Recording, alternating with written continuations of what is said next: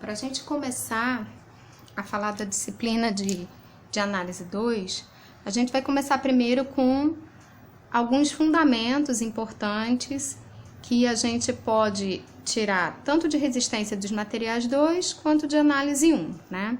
A gente vai começar um pouquinho a falar primeiro sobre alguns conceitos de resistência dos materiais 2 que são bem importantes para a gente seguir com o curso de análise estrutural 2. Bom, a primeira coisa que a gente vai parar um pouquinho para pensar, que tem muito a ver com o primeiro capítulo de resistência dos materiais 2, onde a gente estudou os problemas de flexão estaticamente indeterminados, né? Eram vigas hiperestáticas que a gente estudou nesse capítulo, né? Nessa época. Então, parando um pouco para pensar nessa diferença, né, de resolução de uma estrutura isostática para uma estrutura hiperestática. Então, eu posso analisar, eu coloquei aqui inicialmente duas estruturas isostáticas, duas vigas isostáticas, ambas possuem um apoio rígido na extremidade esquerda. A primeira viga possui um apoio rígido na vertical, na extremidade direita, e a segunda viga tem um apoio elástico, né? Um apoio que existe uma deformação aqui e que essa deformação está ligada à reação que aparece nesse apoio através da constante de rigidez desse apoio elástico. Bom, quando eu resolvo essa estrutura isostática, qual o objetivo, o que eu chamo de resolver uma estrutura reticulada? Quando eu digo que eu vou resolver uma estrutura reticulada, o que eu estou querendo dizer com isso em análise estrutural é que eu vou determinar as forças externas incógnitas, que são as reações de apoio, e as forças internas, que são os esforços internos solicitantes. Então, nessas vigas aí, o que eu teria que determinar? As reações de apoio e o esforço de força cortante e momento fletor. Quando eu olho para essas duas vigas, eu percebo que para eu determinar as reações de apoio, eu estou tratando com vigas aqui, então eu sei que não existe tendência de deslocamento na horizontal.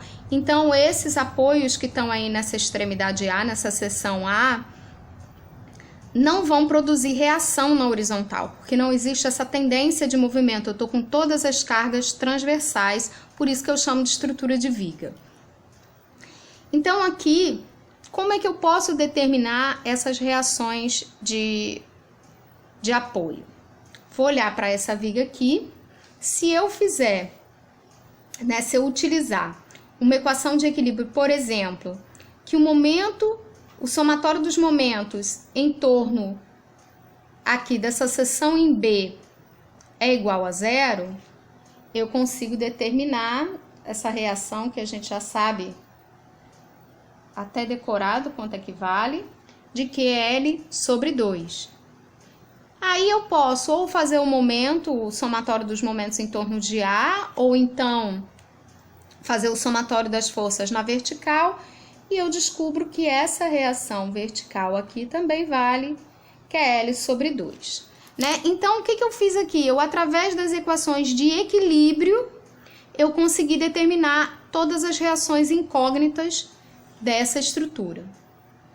Percebam que o equilíbrio ele tem que ser respeitado nesse caso também.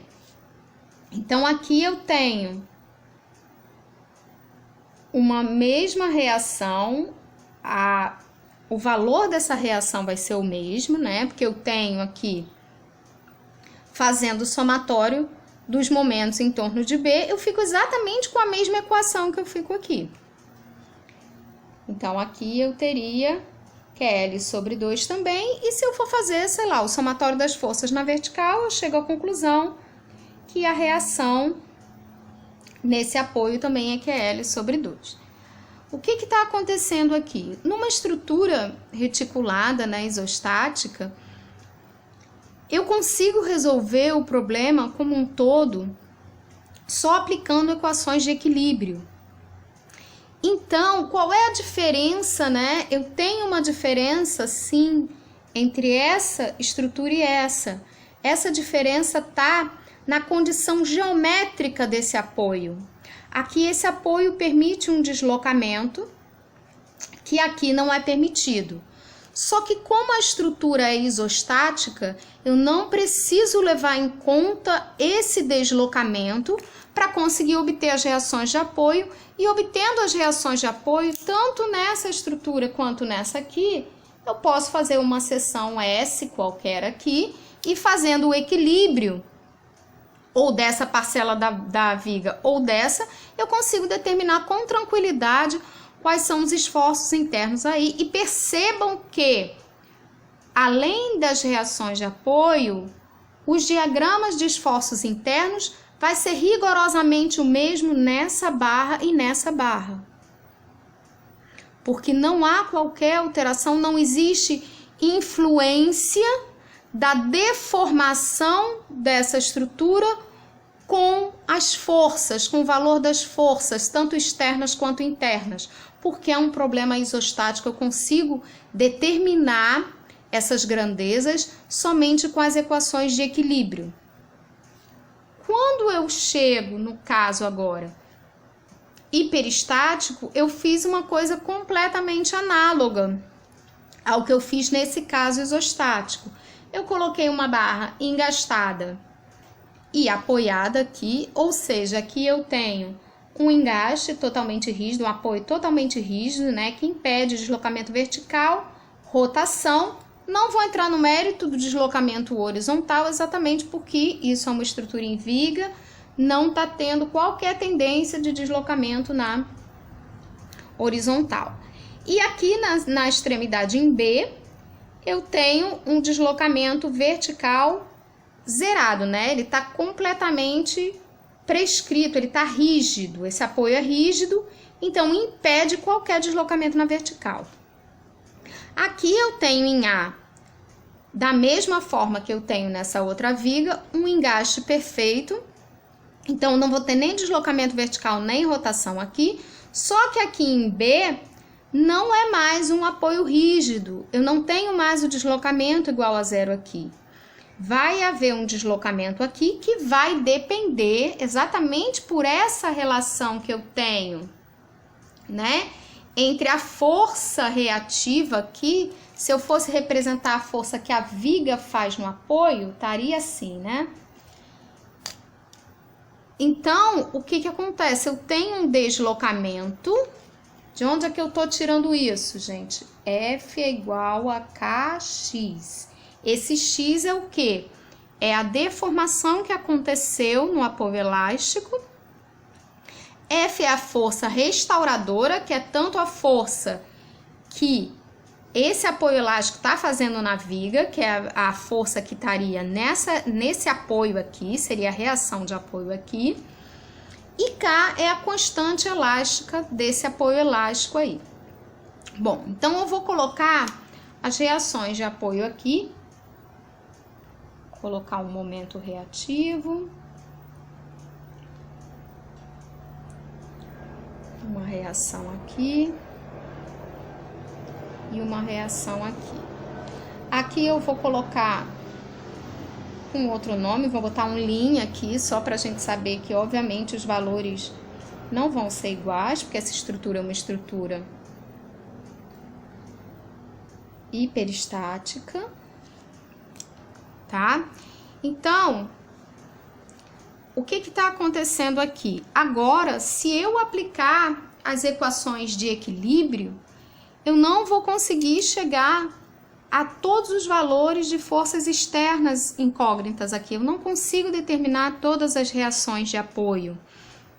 Exatamente porque eu tenho, né, para uma viga, se eu tiver, desconsiderando essa tendência de deslocamento na horizontal, eu tenho duas equações de equilíbrio, que seria, acho que eu usei aqui, por exemplo, somatório de momentos em torno de B e somatório das forças na vertical. Se eu fizer isso, eu não consigo encontrar todas as reações, porque eu tenho 3 reações para somente 2 equações de equilíbrio.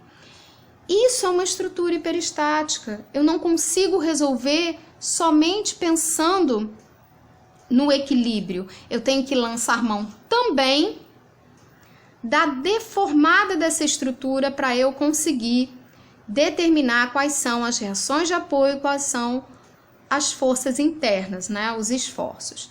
Então, se eu pensasse aqui como seria mais ou menos a deformação dessas duas estruturas, eu teria alguma coisa nesse sentido aqui. Aqui eu teria um deslocamento diferente de zero, né? Que levando em conta aqui a relação, essa relação aqui, né? Que eu tenho entre força e deslocamento, isso daqui teria o valor de VB' sobre K, tá? Tanto se a reação tá de baixo para cima, o deslocamento tá de cima para baixo, que é uma força reativa.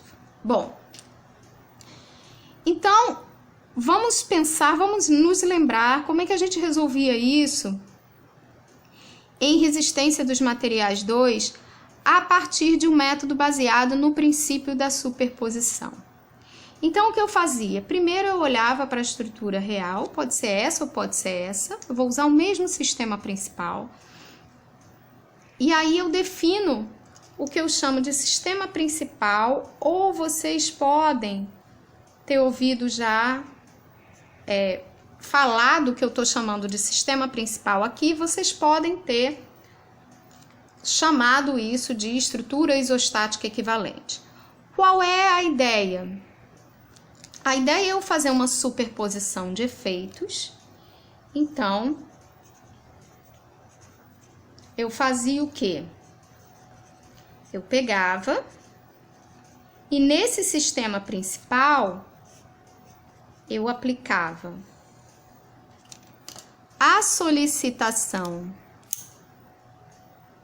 externa em separado e depois aplicava a reação que eu considerei a reação redundante, que eu tirei o vínculo relativo a essa reação.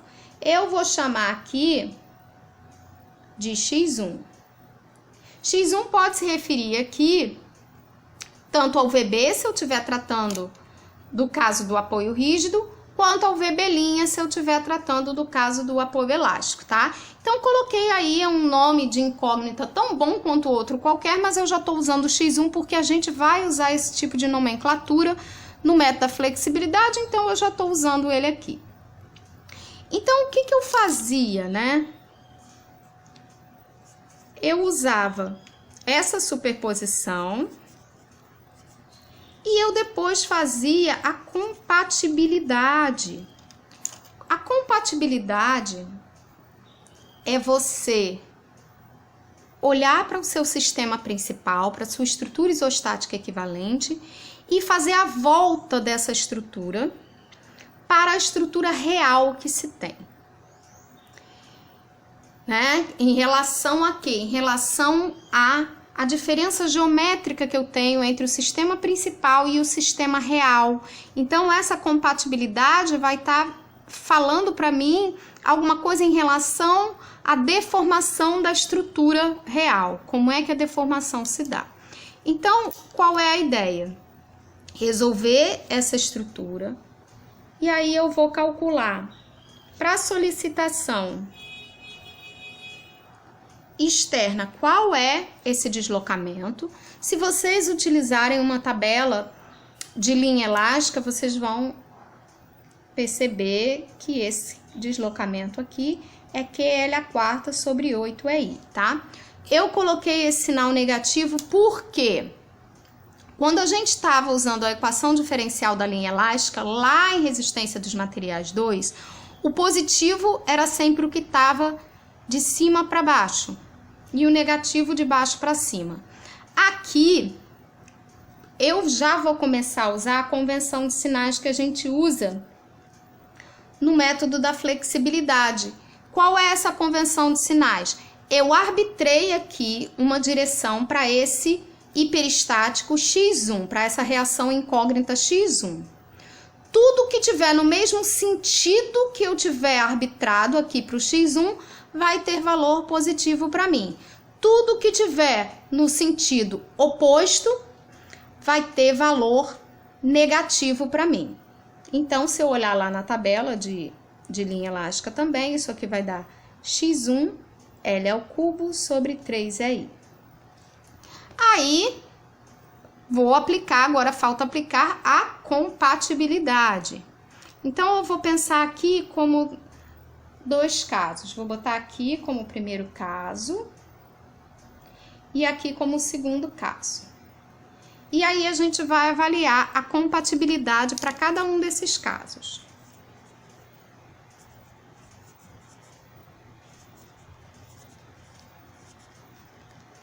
Tá?